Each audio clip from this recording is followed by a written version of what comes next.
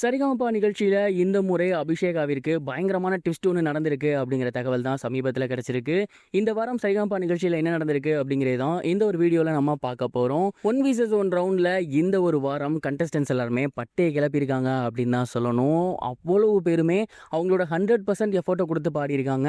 ஏன்னா ஒவ்வொருத்தருமே இந்த ஒரு வாரம் ரொம்ப முக்கியமான வாரம் அப்படிங்கிறத உணர்ந்திருக்காங்க. டாப் 10 செலக்ட் பண்ண போற வாரம், அதாவது டபுள் விஷன் இந்த வாரம் இருக்க போகுது.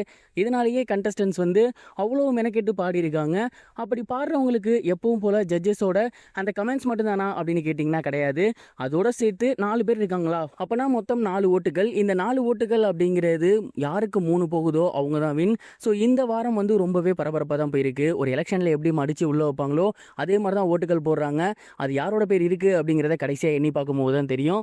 இந்த மாதிரி இருக்கும்போது அபிஷேகாவிற்கு இந்த முறை என்ன நடக்க போகுது அப்படிங்கிறத பொறுத்திருந்து தான் பார்க்கணும்.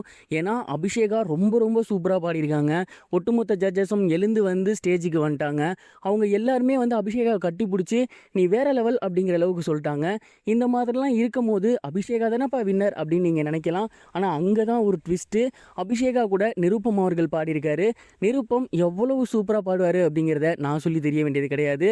அவருக்கு ஸ்ருதியாக இருக்கட்டும், ராகமாக இருக்கட்டும், இது எல்லாமே அப்படியே ஃபிங்கர் டிப்ஸில் இருக்கும். அப்படியாப்பட்ட ஒருத்தர் கூட அவங்க வந்து காம்படிஷன் பண்ணியிருக்காங்க அப்படின்னா இந்த ஒரு போட்டி எப்படி இருந்திருக்கும் அப்படிங்கிறத நினச்சி பாருங்கள். ஜட்ஜஸில் வந்து சரண் அவர்கள்லாம் ரொம்ப ஓப்பனாக சொல்லிட்டாரு.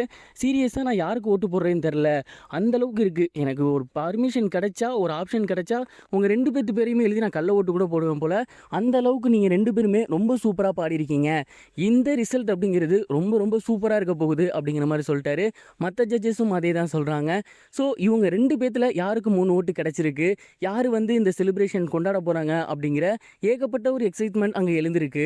எல்லோருமே என்ன எதிர்பார்த்தாங்க அப்படின்னா, கண்டிப்பாக இந்த முறை வந்து அபிஷேகா மண்ணை கவிருவாங்க, அவங்க தோற்றுருவாங்க. ஏன்னா நிருப்பம் அவர்களுக்கு தான் ஓட்டுகள்லாம் போகும். அவர் தான் இந்த சீசனில் இந்த ஒரு பர்டிகுலர் ரவுண்டில் ஜெயிக்க போகிறாரு அப்படிங்கிற மாதிரி நினச்சிட்டு இருந்தாங்க. ஆனால் அபிஷேகா அவர்கள் ஒட்டுமொத்த ஹேட்டர்ஸ்க்குமே பதிலடி கொடுக்கும் விதமாக 3 ஓட்டுகள் பெற்று இந்த ஒரு ரவுண்டை வின் பண்ணியிருந்திருக்காங்க.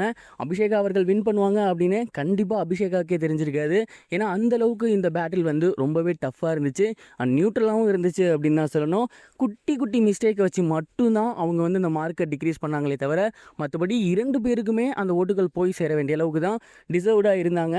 இந்த வாரம் அபிஷேகா அவர்கள் தான் யார் அப்படிங்கிறத நிரூபிச்சிருக்காங்க. இந்த சீசனில் மக்கள் மத்தியில் அதிகமாக ஒழிக்கப்படுற ஒரு பேர் அபிஷேகா. இந்த சீசனோட டைட்டில் வின்னராக அவங்க வருவாங்களா அப்படிங்கிறத பொறுத்திருந்து தான் பார்க்கணும். ஜட்ஜஸோட இந்த ஒரு ஓட்டுகளை அபிஷேகா அவர்கள் வாங்கிட்டாங்க. ஆனால் மக்களோட ஓட்டுகளை அபிஷேகா அவர்கள் வாங்குவாங்களா, இந்த ஒரு சீசனை வின் பண்ணுவாங்களா, நீங்கள் என்ன நினைக்கிறீங்க? உங்களோட தாட் என்ன? மறக்காமல் கமெண்ட் பாக்ஸில் ஷேர் பண்ணுங்கள். இது வரைக்கும் கனெக்டிங் டிவிக்கு சப்ஸ்கிரைப் பண்ணனா மறக்காமல் சப்ஸ்கிரைப் பண்ணிக்கங்க. உடனடி அப்டேட்ஸ் பெறுவதற்கு நோட்டிஃபிகேஷன் பெல்லையும் கிளிக் பண்ணிக்கங்க.